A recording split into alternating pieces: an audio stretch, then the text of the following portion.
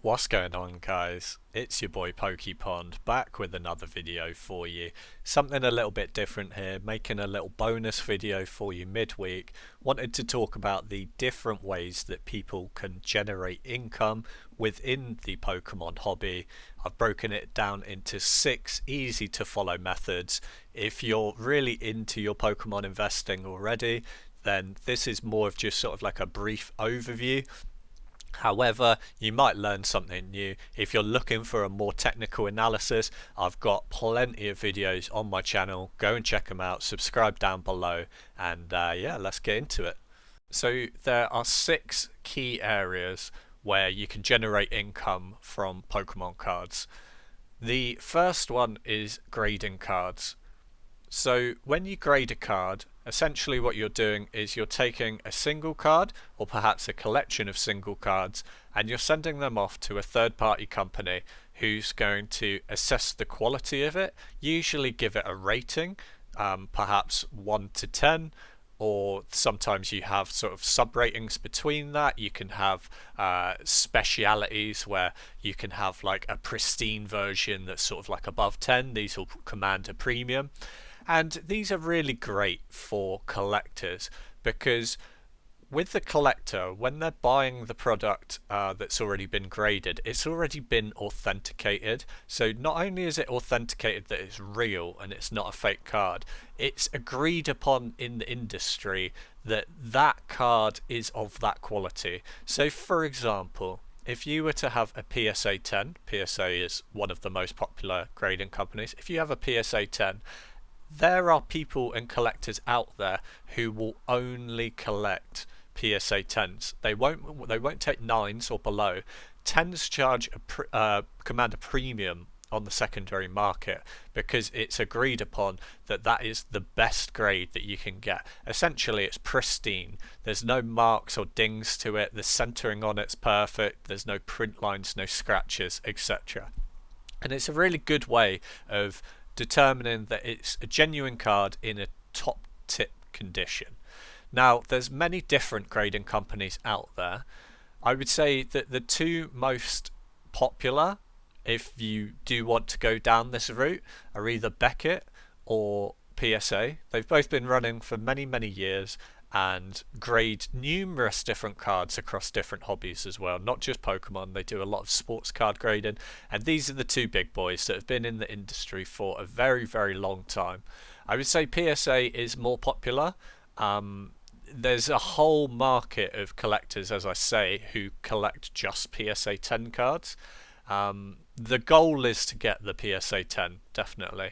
There are higher grades with Beckett that you can get that are harder than a PSA 10, and some of them command a higher premium in price, but I would say that reduces your buyer's market. If you're going to sell this in the future, there's less people that are willing to pay a premium for perhaps a pristine Beckett card than a PSA 10. PSA 10 is probably the most actively traded and well-known graded card sort of company and grade within the hobby, so it's a good place to start. There's a few different ways that you can make money through graded cards. Obviously, when you send it off, you're incurring costs because you have to pay to ship it.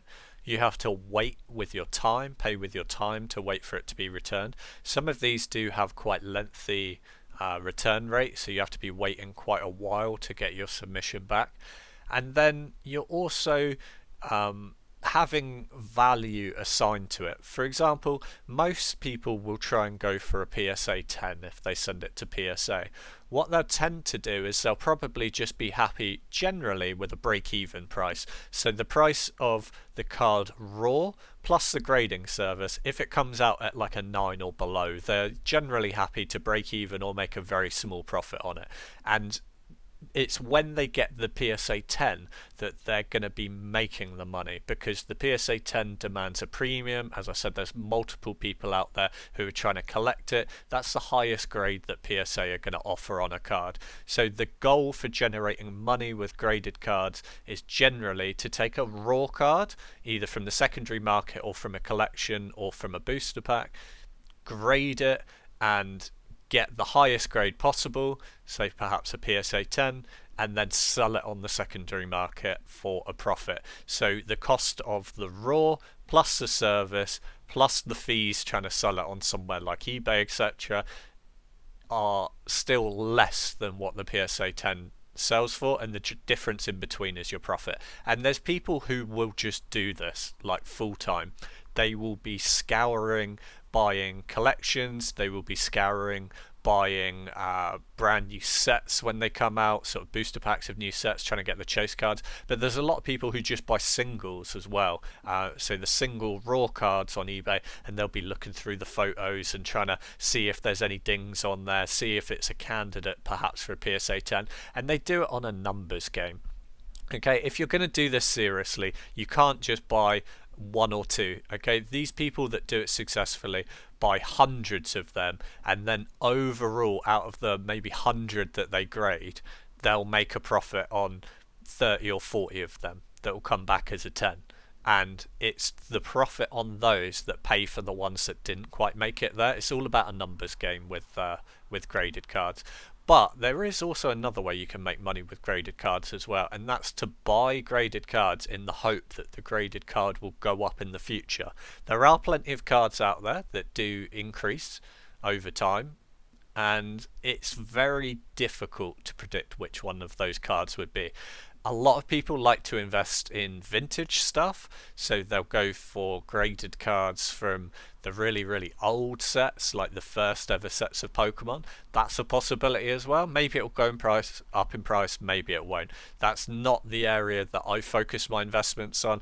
I'm not the best person to talk to about that. Maybe you're better at identifying that kind of thing than I am.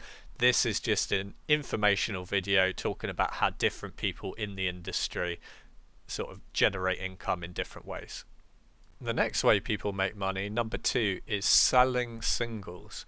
So when I talk about singles, I'm talking about a singular card. So it's not a booster pack, it's not a sealed product, it's not a collection of cards, it's a single card.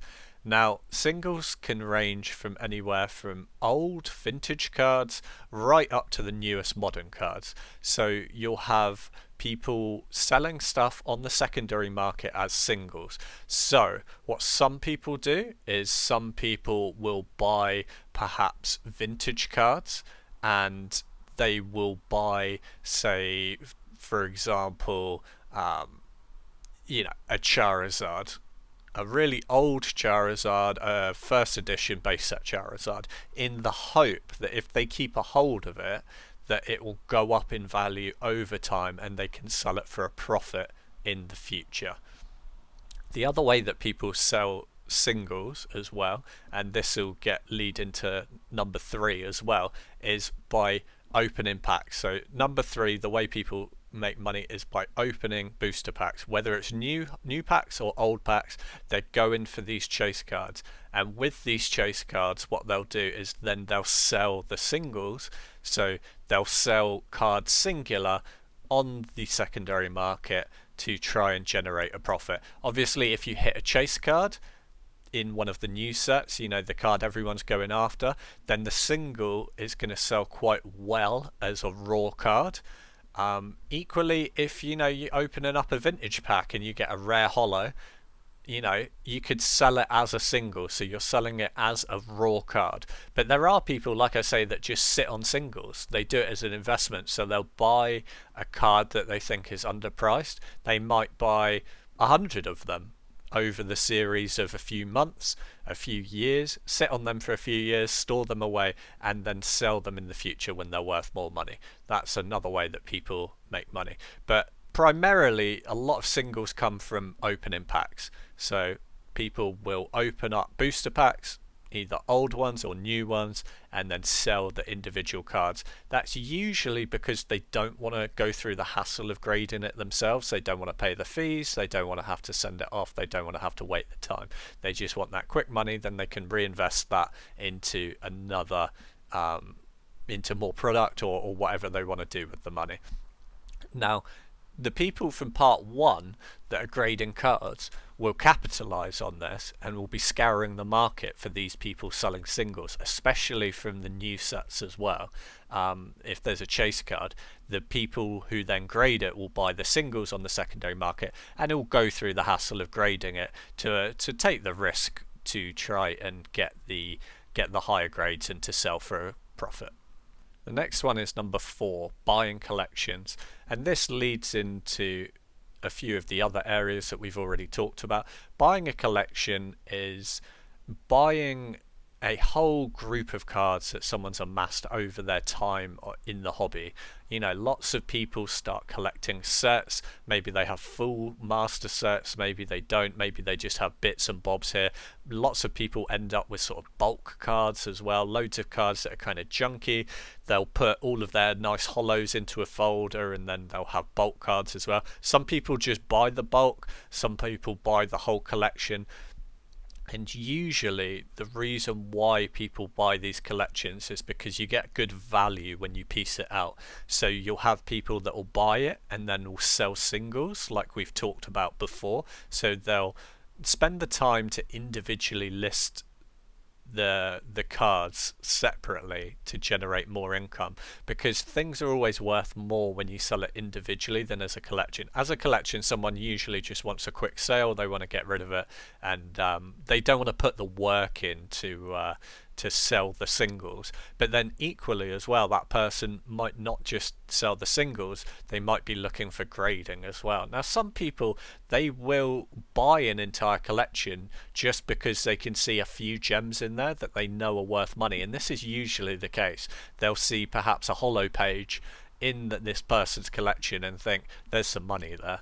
Like, I could either grade some of those cards or I could sell them as singles, and then that pretty much pays for the whole cost of the collection, and then the rest is just gravy that they'll either sell as bulk, as like a whole collection, or they'll take the time and sell it out as singles, or you know, however it goes. But generally when people buy collections, they're looking for, you know, just those few high dollar cards that are in the collection, and that usually is what determines the price of the entire collection. It's a few cards within there that usually convince people to buy it or sell it. The next one is number 5, which is flipping and scalping. Now this is very frowned upon in the hobby. The whole idea behind it is to buy and sell products very quickly, and we saw a huge surge of this during the 2019 pandemic, where it was quite difficult to get hold of product at the time, and Pokemon was in a massive boom. Things wouldn't sit on shelves for very long, and what people would do is they would come to big box stores all around the world, and you would have one person load up a whole cart full of product, buy it all out, and then just to instantly sell it on for a profit, perhaps on eBay or something like that. Now this is going to happen. It's just part of the collecting hobby. It's not just in Pokemon, it's in anything where there's money to be made. You'll get bad actors who will come in just for the money, and often these people don't really care about the hobby, and they're just there to make a quick buck, and they'll buy out everything they can so that you can't have it, so that they can turn around and sell it to you for a profit. You'll see this happen a lot with new sets that are overhyped. If they think that something's going to sell out quite quickly, you'll get a lot of people buying it all out and not sitting on it for a long time. They just want to get rid of it as quickly as possible and just make a profit. That's all they care about, is the profit. Another thing with flipping and scalping, and this is a bit of a controversial opinion, because not all flippers and scalpers are necessarily bad people, but another group of people that I want to put into this group of flipping and scalping, and you might not have thought of these kinds of people this way, is actually local card stores and online card shops. I actually would also put under the brush of flippers and scalpers, because although they might be nicer people potentially, or more involved in the hobby, essentially all they're doing is flipping and scalping. They're buying products at wholesale and they're trying to sell it as quickly as possible to consumers. And despite what people say, like, they are just there for the money because they need it to fund their store and their staff. They're making their livelihood off of flipping and scalping, although the hobby doesn't seem to like frown upon them as much. But me as an outsider, I definitely do tar them under the same brush as being a flipper and a scalper. Maybe people don't see it that way, that's just how I see it. And number 6 is the last way, is buying and holding for the long term, and this is usually around sealed products. Now, this is what I would like to call myself an expert in. This is the area that I focus on. This is essentially what my whole channel here is about. So if you're interested in learning more about this, this is the area that I feel like I can actually talk to you guys and give some information and tips on, because this is the area that I've been focused on for many years. I've been doing this for close to 7 years now, and I feel like I've seen it all. I know all the pitfalls and whatnot. I wouldn't be happy to talk too much about the other areas discussed, because this is where my focus has been for the whole time. And I think it's important to understand what your strengths and weaknesses are when you're trying to give out information to people. I think sealed product, and especially holding sealed product for the long term, is something that I am confident in giving advice out on. I'd also like to say that some people do frown upon this and they class it as flipping and scalping and say that it's all about the profit, but I'd just like to say that it's not that way for everyone. I myself, I would say I'm 50-50 down the middle. Like, yes, I hold a lot of sealed product, but I wouldn't call myself a flipper or a scalper. I'd actually call myself a sealed product collector, because I actually enjoy having, displaying and owning sealed product, and that really influences what I buy. I won't necessarily buy products because they are going to turn the best profit, although that's what I will recommend on my channel for you guys. But I tend to buy products that I want to have in my collection and enjoy. I call it organized hoarding, essentially. It's yeah, it's neat organized hoarding, and I just love sealed product. I actually prefer having a sealed product collection than having cards in a binder. And although a lot of people in the hobby won't understand that, that's just how I am. I prefer sealed product, and there are some of us out there that just prefer it that way. And it's not all about the money, although money is pretty much all I talk about on this channel, because it's a Pokemon investment channel based around sealed product. I would consider myself first to be a collector, because there's stuff in my collection that I'll never sell. So it's not all about the money for me. It's more about having certain things. Like, I do definitely get FOMO on stuff, and that's not because it's fear of missing out on potential profit. It's fear of missing out on having something in my collection because the price is going to get too high to the point where I can't justify buying it just to have a piece that I'm never going to sell.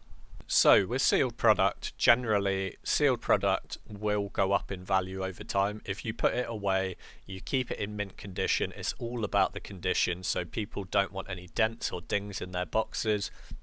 They don't want any tears or anything, or marks or scratches to the seals of any of the products. Pokemon Center generally puts most of their products in sort of like a cling film seal, and that is the way you can tell if something's in good condition or not. The dent that you can, sorry, the product doesn't have any dents in it, and if the seal is perfectly intact, then it's been looked after really well. I'm gonna do a little video probably soon over the next few days about how I store my sealed collection, just to give you guys some tips from stuff that I've learned about the best way of like preserving the condition, because like I said, condition is everything. It's not worth buying sealed product if you're going to do it for a long-term investment if it's damaged. Like if there's a rip or something and it's a little bit cheaper on the secondary market, just don't even bother, because when you come to sell it perhaps in 2, 3, 4 years time, it will command a much lower price. People are going to want the mint stuff. So condition is everything. I definitely preach that on this channel. I myself, like, I've bought sealed product on the secondary market and there'll be like minor scratches on just the cling film on the outside. Now I know the product's authentic because the rest is like fully sealed, but I'm just not happy having it in my collection because it's not perfect. So then I'll just sell it on for a loss and try and get another one. That's just me. I'm a bit OCD about it. Some other collectors will feel the same way. If you're collecting single cards and putting it in your binder, it's no different. If you buy one and it comes and there's a big scratch through the hollow, you might not want to keep that card. You might not feel the same way about it. And this is why graded cards section number 1 is so important, because if you buy a PSA 10 that it's not going to have a big ding on it or a big scratch through it. And this is where graded cards have really taken off. I won't talk too much into sealed product because my channel is a wealth of information on there. I regularly track the prices of items as well so that you don't have to keep up with that. I'll give you all the news as well on new products coming out. I'll make recommendations on what will be good investments going forward. So if you want to get involved with that, if you want these recommendations and you want to stay up to date, then make sure you subscribe down below. I spent a lot more time than usual making this video. A lot more work went into it than my normal videos where I'm just sort of talking in a long form format. So I hope you guys appreciated the extra effort I put in here. Hopefully it helped you. Maybe you learned something. If you didn't learn something, then subscribe down below, and I'm sure my other videos that go into more depth about specific products will be more up your street. But hope you guys enjoyed. Have a wonderful day, and peace.